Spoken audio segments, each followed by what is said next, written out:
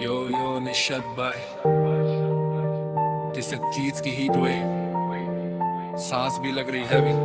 सुनो ये रियलिटी। गर्मी दिसते चते हालत हुई बेहाल, कूलर पंखा एसी भी सब हो गए फैलाज। अगर हर कोई लगाता बस दारू पेड़ यार, आज न जलती धरती न होता ये बुरा हाल भान। घर से निकलना मुश्किल, धूप लगे आग सी, सड़क पे जल पैर हवा भी लगे साजिश सी। कूलर में ना ठंडक, पंखा करे शोर, एसी भी हार गया पसीना सिर से टपके जोर। पानी की किल्लत बढ़ी, नदियां हुई कमजोर, छांव नहीं मिलती अब कट गए सारे बोर। कंक्रीट के जंगल में नेचर हुआ दूर, गर्मी ने सिखाया सब कब नहीं कोई गुरु। गर्मी दिस हालत हुई बेहाल, कूलर पंखा एसी भी सब हो गए फेला।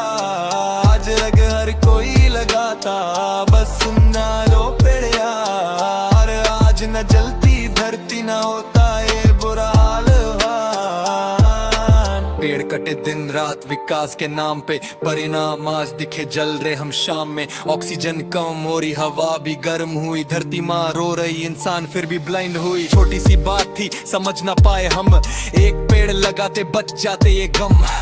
अभी वक्त है बदलने ये सोच, वरना आने वाले साल और करेंगे टॉर्च। मिट्टी की खुशबू छाँव किया, बचपन के दिन वो ठंडी सी बात।